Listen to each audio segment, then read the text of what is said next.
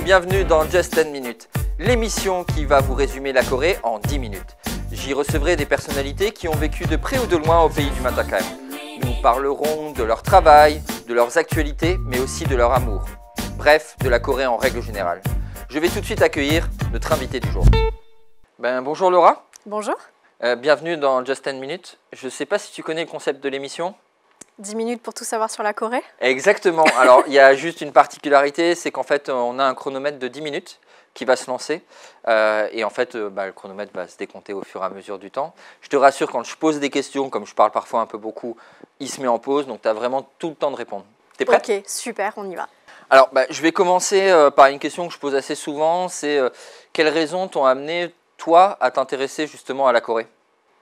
Eh bien moi c'est très simple, c'est par la cosmétique que je suis tombée dans la Corée, c'est pas l'inverse. Je m'intéressais beaucoup à la cosmétique et en me rendant compte que les meilleurs cosmétiques et toutes les innovations étaient nées en Corée du Sud, je me suis naturellement amenée à m'intéresser à ce pays-là. Après j'avais une prédisposition quand même pour les pays asiatiques, j'aimais bien voyager en Asie, donc ça a été plutôt une transition facile, mais ça s'est fait par cette industrie-là. D'accord. Et donc, du coup, pas du tout fan de drama, de K-pop, d'histoire, c'est pas ton truc, quoi. À la base, c'était pas mon truc. Après, avec le temps, évidemment, par la force des choses, et puis tout est lié aussi à l'industrie dans laquelle je travaille. Donc, forcément, on peut pas passer à côté des idoles et des choses comme ça, ou même de l'histoire pour la beauté coréenne. Mais oui, après, c'est sûr que je connaissais deux, trois petits chanteurs, deux, trois groupes, les Big Bang pour les anciens. D'accord. Mais c'était pas le moteur principal. D'accord, ok. Et tu as lancé il y a quelques temps maintenant un magazine qui s'appelle Jung Magazine. C'est ça. Est-ce que tu peux nous en parler justement un petit peu, nous expliquer qu'est-ce que c'est concrètement ? Alors, c'est vrai qu'au départ, quand j'ai commencé à aimer les produits coréens, c'était il y a 10 ans de ça, personne ne connaissait absolument, je veux dire, les produits n'étaient pas commercialisés ici, le pays qu'est la Corée n'était pas encore connu non plus en France, hein, c'est quelque chose d'assez récent. Donc je me suis dit un jour, pourquoi pas partager un peu ces trouvailles-là aussi avec des gens qui potentiellement pourraient être intéressés pour trouver en fait des solutions peut-être plus adaptées à leur peau, parce que c'est vrai qu'il y a 10 ans, aujourd'hui on a beaucoup d'innovations, même en France en termes de cosmétiques, des choses aussi un petit peu plus naturelles. Il y a 10 ans, c'était pas forcément le cas. Et je trouvais que apporter des informations sur les soins coréens pourrait donner la possibilité aux gens de consommer d'autres choses, des solutions aussi plus performantes finalement.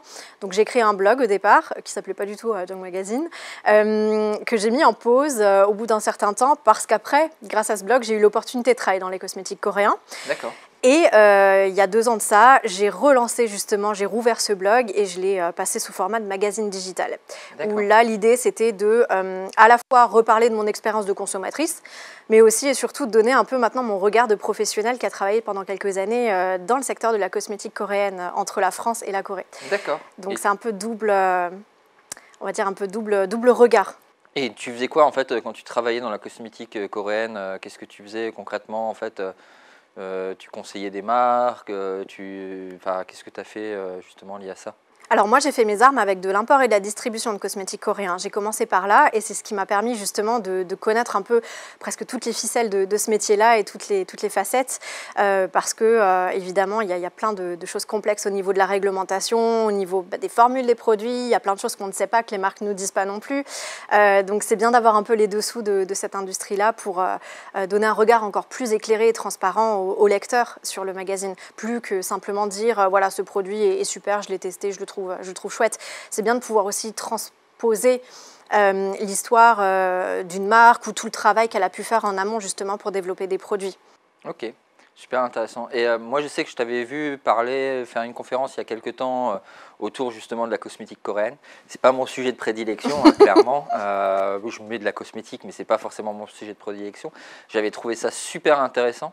Et tu parlais aussi un peu des différences et de l'histoire de la cosmétique coréenne. Qu'est-ce qui est vraiment différent entre la cosmétique justement coréenne et les autres types de cosmétiques qui peuvent exister à travers le monde, ou la cosmétique française ?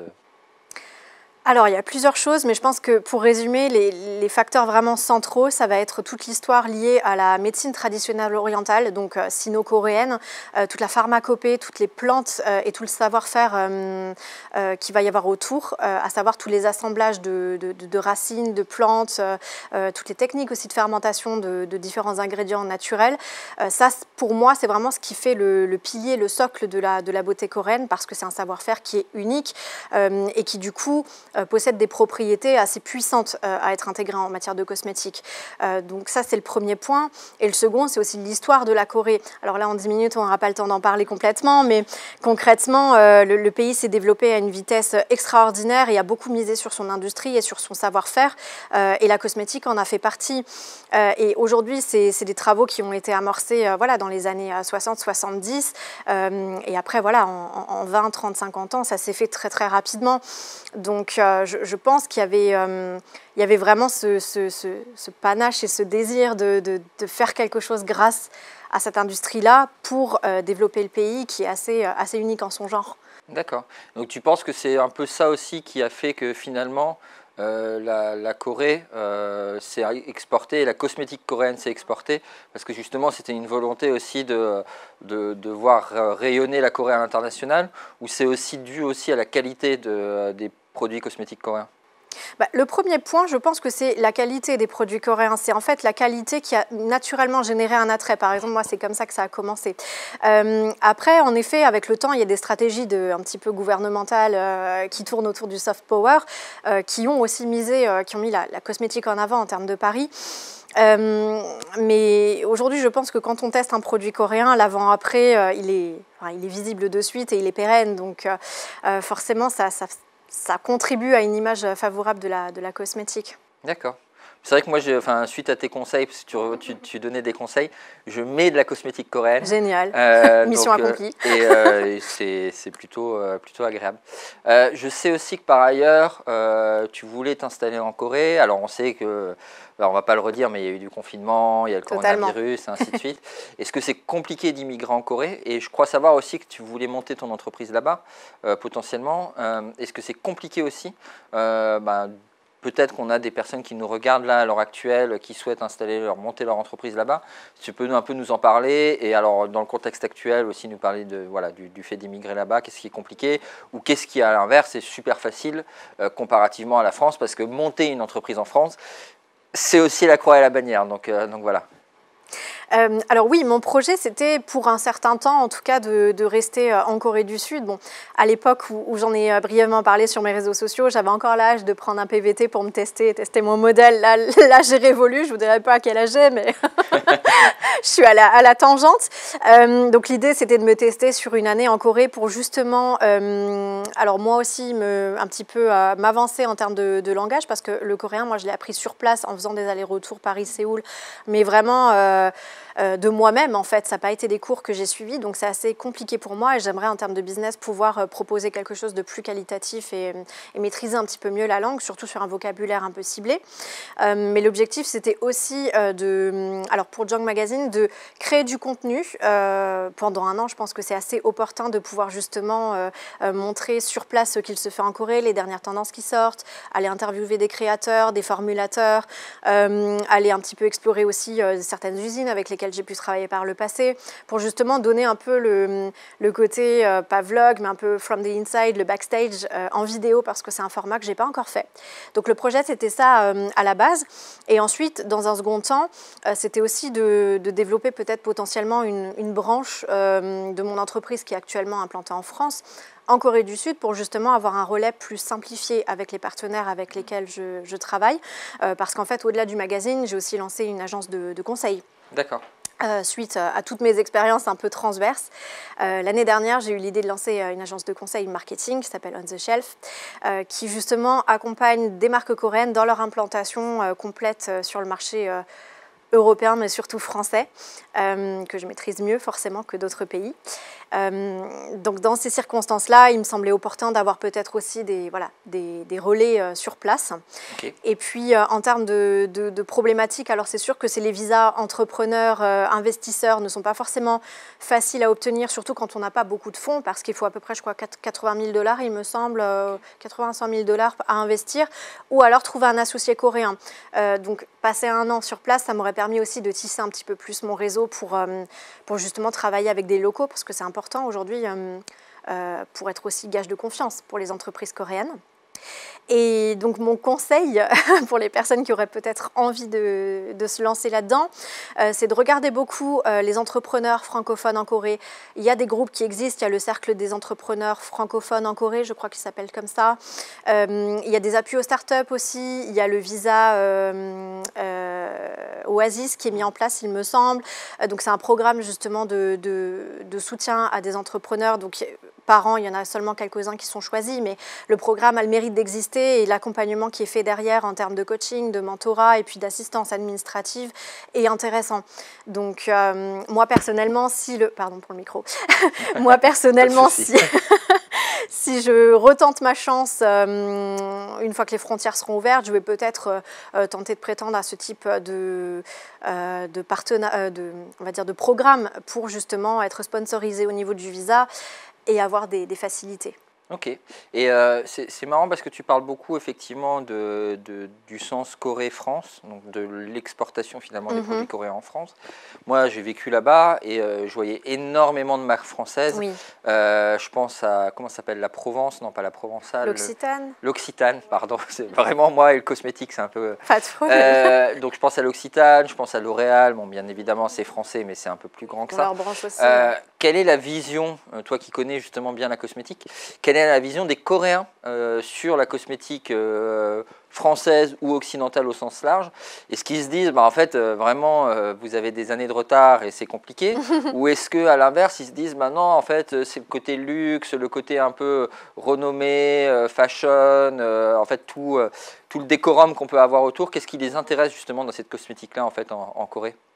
Alors, le regard des Coréens sur la cosmétique française, il est justement encore très, entre guillemets, biaisé par justement le marketing du luxe. Donc, tout ce que les marques françaises, parlaient de L'Oréal, mais voilà, il y a aussi le groupe LVMH, etc. Donc, il y a énormément de grandes marques qui aujourd'hui bénéficient d'un rayonnement international pour l'image justement du savoir-faire et de l'élégance à la française.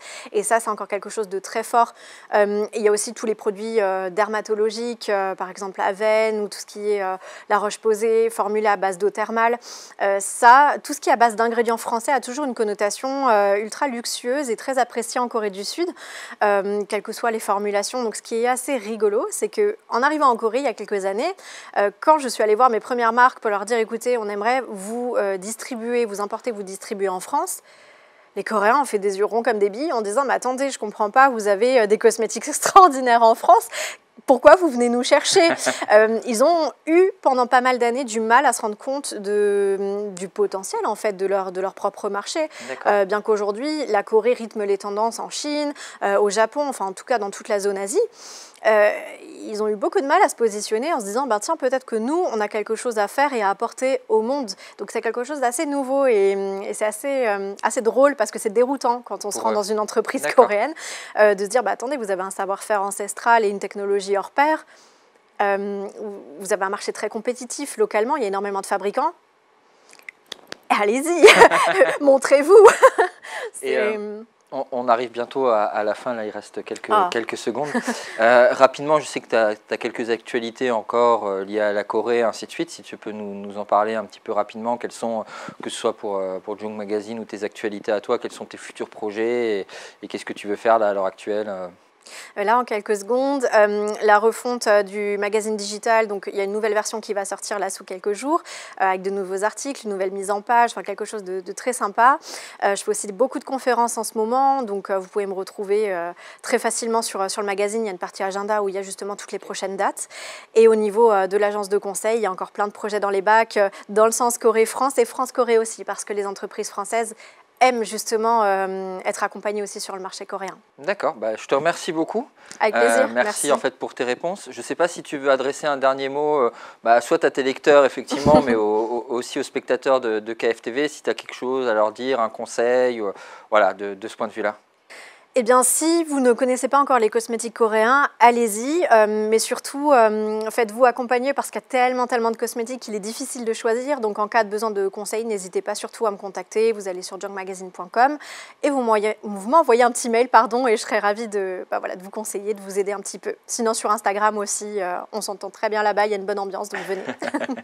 D'accord, je te remercie bien. Merci Guillaume. Et merci aussi aux spectateurs de nous avoir suivis et on vous retrouve bientôt pour un épisode de Just 10 minutes. Au revoir.